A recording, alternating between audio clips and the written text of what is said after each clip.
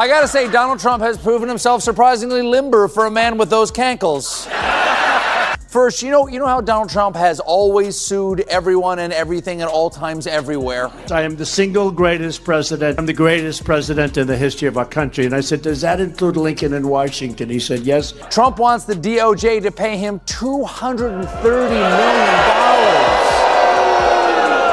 million. Which, from the sound of this audience, is obviously ridiculous. But since he won the election, technically as president, he could now, in effect, order the government to pay him. In 2004, Donald Trump appeared on Larry King Live and answered a question that many commentators would later revisit, arguing that it took on new significance years afterward. Or whatever. And what are you doing I haven't made now? that.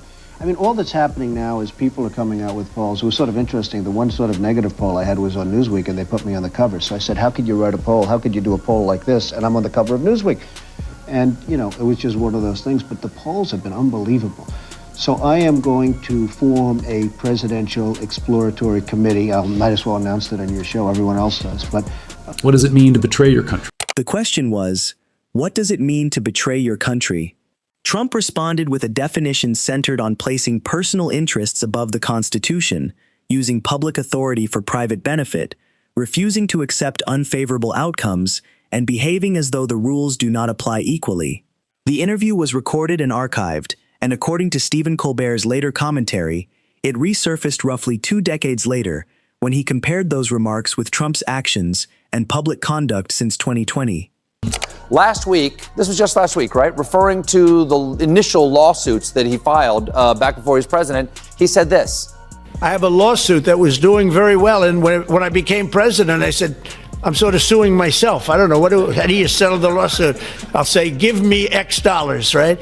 And I don't know what to do with the lawsuit. It's a great lawsuit. And now I won. It sort of looks bad. I'm suing myself, right? Colbert argued that the comparison was striking. In his view, the principles Trump described during the 2004 interview closely resembled controversies and criticisms surrounding Trump's conduct between 2020 and 2026, inviting viewers to decide for themselves whether the parallels were meaningful. I think the president, he's not dumb, in terms of political instincts. The president might actually realize that this don't look great to the taxpayers, so he floated this idea. As far as all of the litigation and everything that's been involved, yeah, they probably owe me a lot of money. But if I get money from our country, I'll do something nice with it, like give it to charity. Yes. Yes, he might give it to charity. She's a centerfold he banged back in 2006. Colbert did not build this segment around speculation or interpretation. He built it around Trump's exact words from 22 years ago. And the power of what he created comes from the fact that no commentary is needed because Trump provided the definition and then spent 6 years becoming the def-if.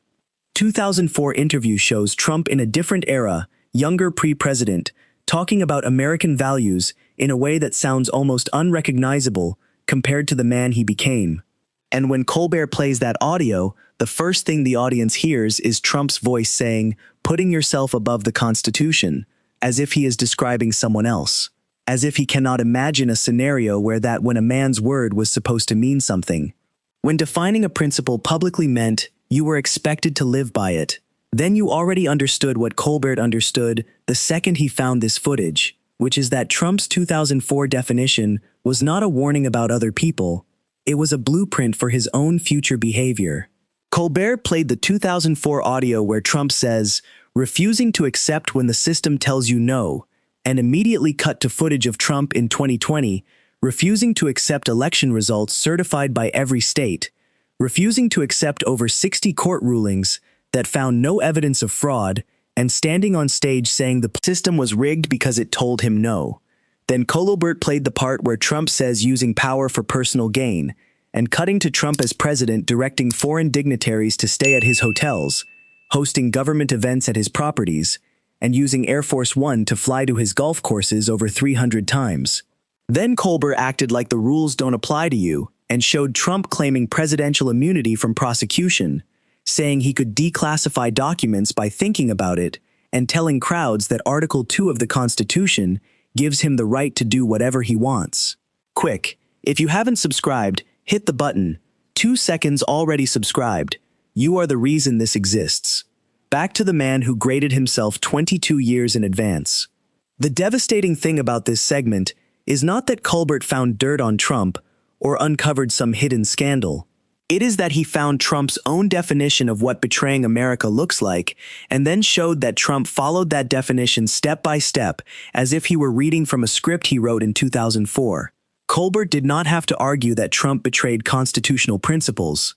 He just had to play Trump saying what betrayal is, and then show Trump doing it, and the audience made the connection without needing it explained, because the match was so exact, it felt intentional, as if Trump had given himself a checklist in 2004 and decided to complete every item after 2020. This is what makes Trump's own words the most dangerous evidence against him. His opinion can be debated, and interpretation can be argued, but a recording of Trump defining betrayal and his own voice cannot be walked back or reframed or dismissed as fake news. He said it was broadcast nationally, it was archived, and 22 years later, his behavior matches his definition so precisely that Colbert did not need to editorialize. He just needed to press play and let 2004 Trump explain what 2024 Trump became. The 2004 Trump who sat across from Larry King and talked about the Constitution and the rule of law and the importance of accepting when the system tells you no, does not sound like the same man who spent 6 years ignoring court rulings and claiming he is above prosecution. But the voice is the same, the face is the same, and the definition he provided fits so perfectly over his own actions that it stops feeling like coincidence and starts feeling like confession. Trump was not lying in 2004 when he described what betraying America looks like. He was explaining what he would do if he ever had the chance. Colbert let the footage speak, and what it said was louder than any joke could be. The man who defined betrayal became the definition. The man who said putting yourself above the Constitution is un-American spent 6 years putting himself above the Constitution. The man who said refusing to accept when the system tells you no is a betrayal of the country refused to accept over 60 court decisions. A certified election and a peaceful transfer of power. He gave the definition in 2004. He lived the definition after 2020. Stephen Colbert just played both tapes back to back and let the audience do the math. Subscribe to the World Movement. We find the tape from 22 years ago that explains today. The patterns repeat. We slow them down.